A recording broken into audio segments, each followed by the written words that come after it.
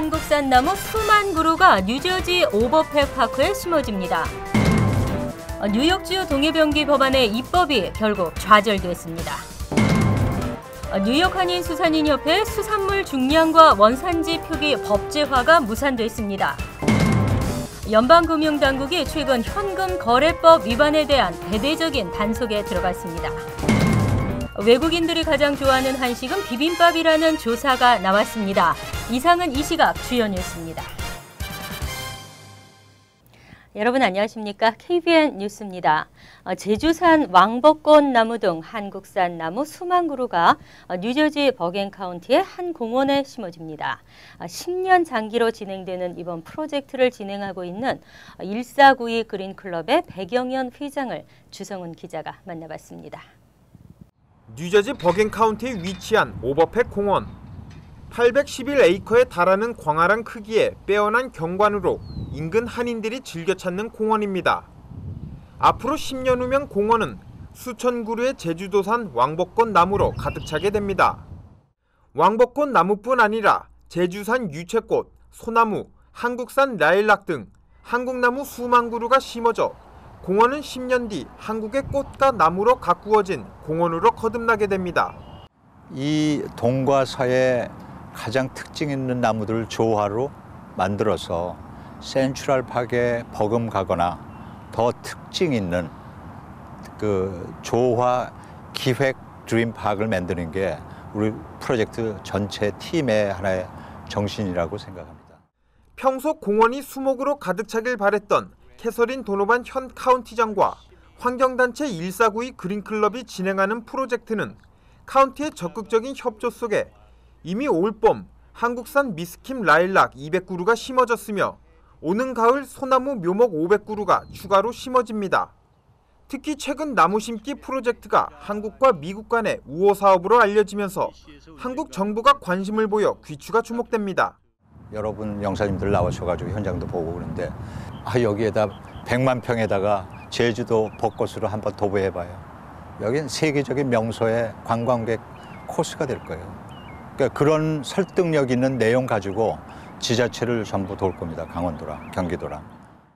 신대륙이 처음 발견된 1492년의 자연으로 돌아가자는 친환경 운동단체 1492 그린클럽은 그동안 뉴욕 공립학교와 뉴저지 병원들의 한국산 라일락 심기 운동을 펼치는 등 다양한 환경보호 운동을 펼쳐오고 있습니다. KBN 뉴스 주성훈입니다.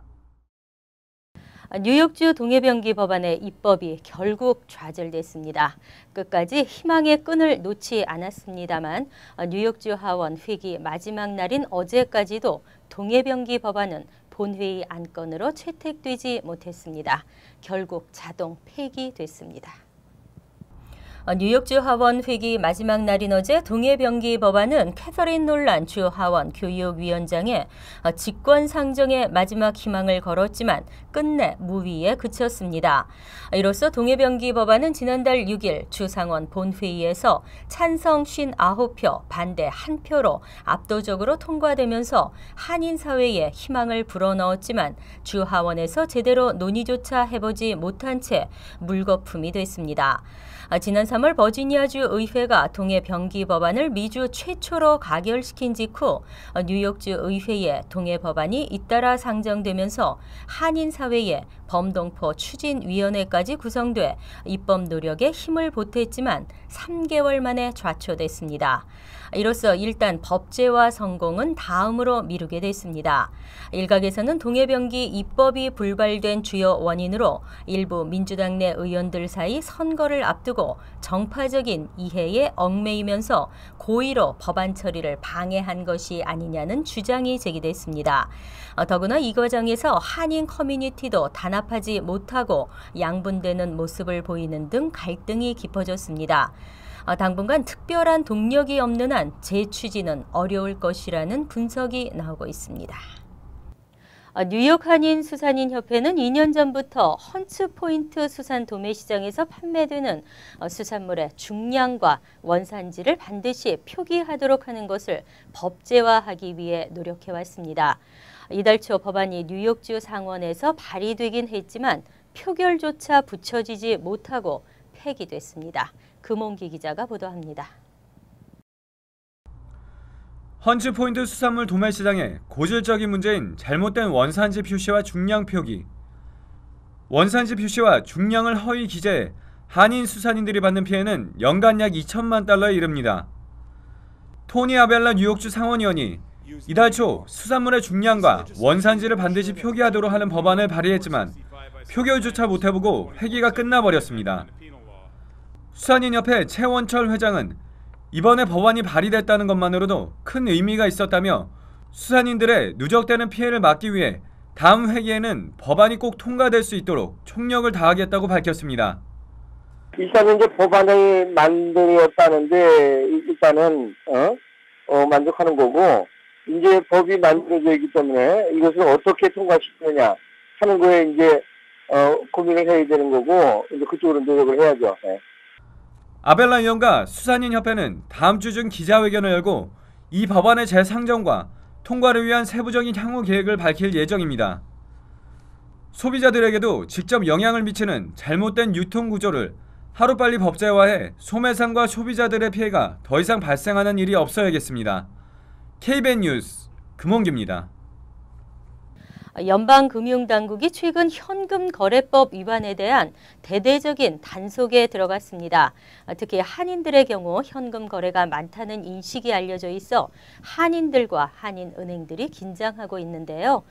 결국 세금 보고를 철저히 하는 자세가 중요하다는 지적입니다. 현금 분산 입금은 $10,000 이상의 현금을 입금할 시 의무화되어 있는 국세청 현금 거래 보고를 피하기 위한 것으로 한인들이 가장 많이 위반하는 현금 거래법입니다. 최근 뉴저지 한인 남성이 분산 입금을 하다 적발돼 20여만 달러를 몰수당할 위기에 처한 바 있습니다. 전문가들에 의하면 하지만 이 같은 분산 거래는 모두 컴퓨터로 드러나게 됩니다. 또 금융당국에 보고하는 수상한 거래 보고의 대상이 되기 때문에 사실상 더 큰 문제를 부를 수도 있습니다. 개인용 계좌의 사업 용도 사용도 비즈니스용 계좌를 오픈하지 않은 채 개인용 계좌를 비즈니스 목적으로 사용하는 것은 결국 탈세 의혹을 받을 수 있기 때문에 현금 거래법 규정 위반으로 보고의 대상이 됩니다.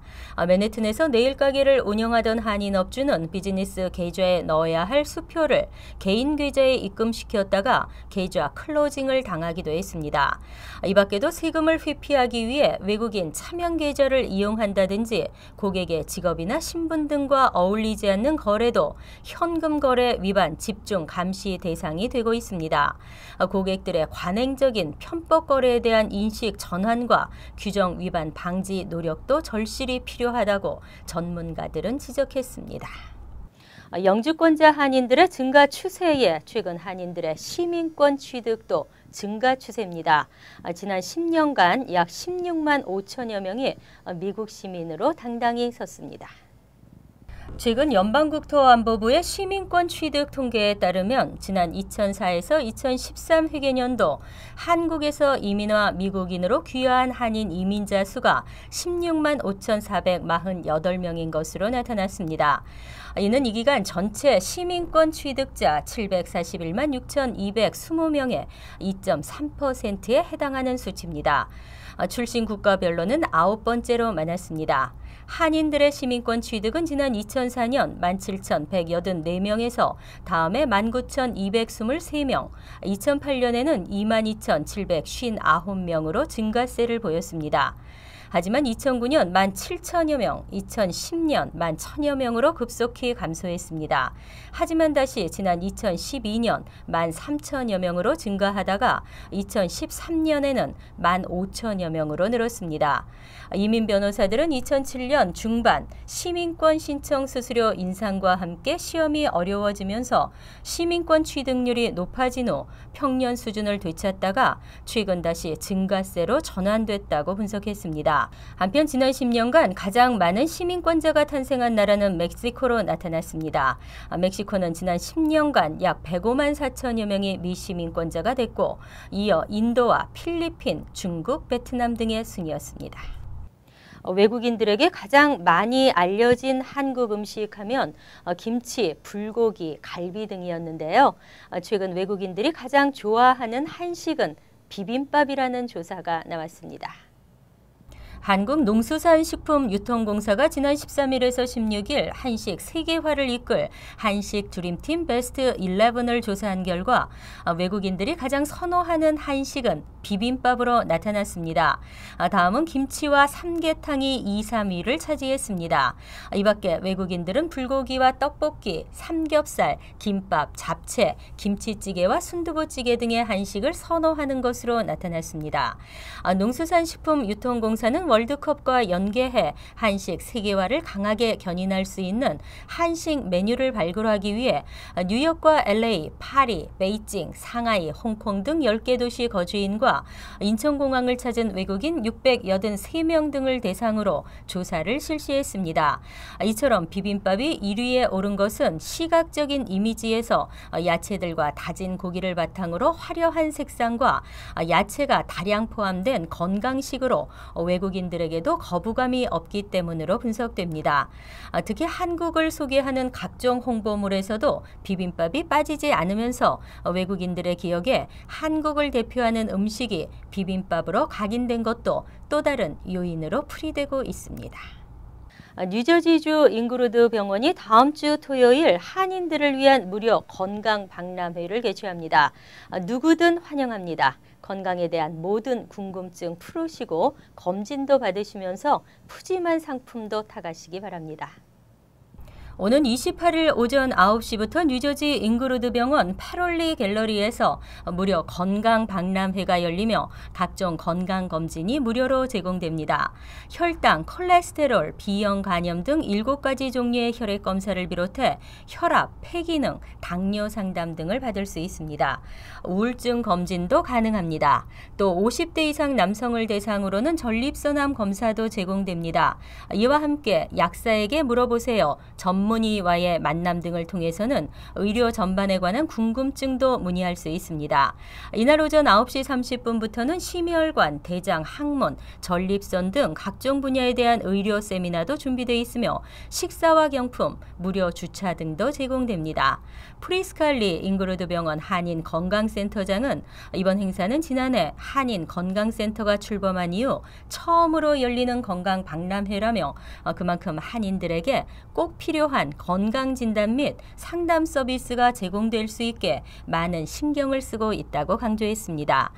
특히 이번 행사는 당일로 끝나는 것이 아니라 검사 결과 이상이 있으면 지속적인 관리를 제공하겠다는 방침입니다. 나눔을 실천하고 있는 아름다운 재단 USA가 올해도 뉴욕, 뉴저지 비영리 단체들에게 배분금을 지원합니다. 더 나은 한인 사회 발전을 위해 소외된 계층을 위해 지원금이 아름답게 사용되기를 바랍니다. 아름다운 재단은 지난 2007년부터 우수 비영리 기관들을 대상으로 지원금을 지급하고 있습니다. 올해도 프로그램 지원 분야와 역량 강화 지원 분야를 통해 한인 기관들을 돕기로 했습니다.